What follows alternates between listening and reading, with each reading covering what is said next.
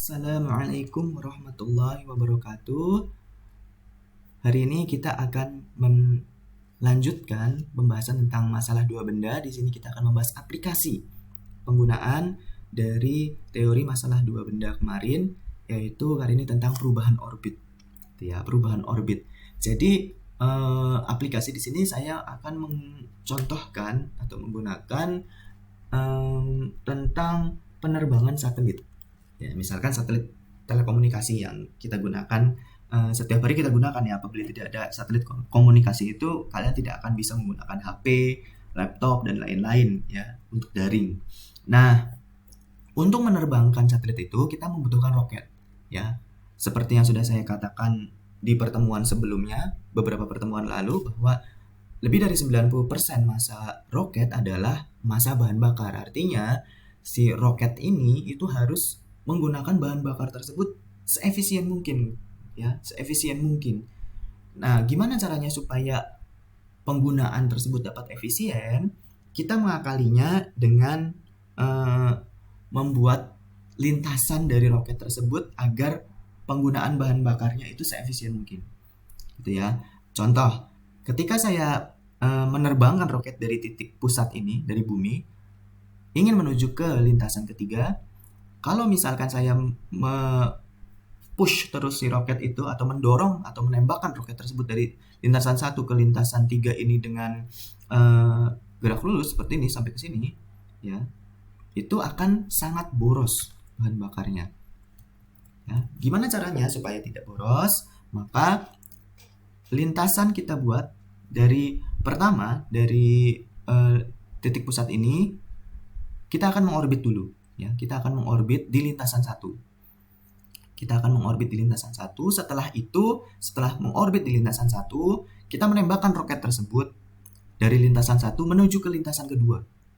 Ya, saat roket ditembakkan akan terjadi perubahan kecepatan tentu saja ya. Nah, di situ kita mempush roket tersebut. Setelah mengorbit lintasan kedua, kita mengorbit dulu. Kita akan menembakkan lagi roket tersebut. Jadi penggunaan si roket ini ya, roket ini kita gunakan tembakan dari roket ini, tembakan push dari si roket ini akan menjadi minimal daripada kita harus mempush atau menembakkan roket dari titik pusat terus menerus sampai ke titik ke orbit yang dituju, yaitu lintasan ketiga gitu ya. Kalau misalkan kita dari sini ke sini kita push terus si roket itu kan boros banget bahan bakarnya ya. Beda halnya ketika kita harus kita menggunakan 3 orbit ini ya. Pertama, lintasan pertama kita push sampai ke lintasan pertama, kemudian kita push lagi sampai ke orbit kedua, jadi 2 kali push. Setelah lintasan kedua diputari, kita push lagi sampai ke lintasan ketiga. Jadi itu akan sangat efisien. Gitu ya. Itu akan sangat efisien. Kita sekarang coba tinjau satu persatu ya. Mulai dari R1. Nah, dari R1 apabila kita tembakkan roket tersebut dari periheliumnya R1 ya, atau perigi-nya R1, maka R1 perigi-nya akan sama dengan perigi di R2 gitu ya. Jadi C1 per 1 plus epsilon 1 sama dengan C2 per 1 plus epsilon 2. Saya sudah katakan tadi, saat roket ditembakkan dari lintasan 1 ke lintasan kedua akan terjadi perubahan kecepatan, sehingga kecepatan di roket di lintasan kedua akan sama dengan lambda 1 dikali kecepatan di orbit pertama. Lambda ini kita sebut sebagai thrust factor ya, thrust factor. Oke, kita lanjutkan ke momentum sudut sekarang. L sama dengan mv kali r atau p dikali r, atau momentum dikalikan dengan r-nya gitu ya.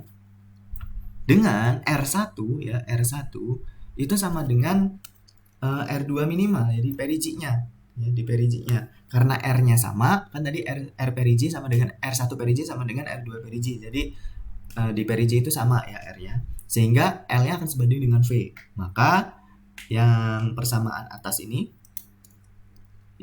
kita bisa ganti dengan L. Jadi L2 sama dengan lambda 1 L1. Kemudian dari persamaan di atas ini kita tahu bahwa L kuadrat sama dengan C kali mu gamma. mu gamma ini adalah konstanta, sehingga L kuadrat akan sebanding dengan C, gitu ya. Sehingga C2 sama dengan lambda 1 kuadrat dikali C1. Tuh. Nah, ini udah dapet nih. Kita masukkan lagi, kita balikan lagi ke persamaan yang ini. R1 perigi sama dengan R2 perigi. Nah, kita masukkan C2-nya kita ganti dengan lambda 1 kuadrat C1. Sehingga akan menghasilkan epsilon 2. Nah, epsilon 2-nya kita dapat. Kita bisa membandingkan antara epsilon 2 dengan epsilon 1. Ketika epsilon 2-nya ini lambdanya lebih besar dari 1, maka epsilon 2-nya lebih besar daripada epsilon 1, maka orbit akan semakin elips ya. Orbitnya akan semakin elips. Sedangkan apabila epsilon 2-nya ini gamma-nya ini lambda maksud saya lambdanya ini dari 0 sampai 1, maka epsilon 2-nya mengecil. Ya, orbitnya akan mendekati lingkaran karena ketika epsilon 2 sama dengan 0, orbitnya lingkaran. Oke, kita akan lanjut ke contoh soal di video berikutnya.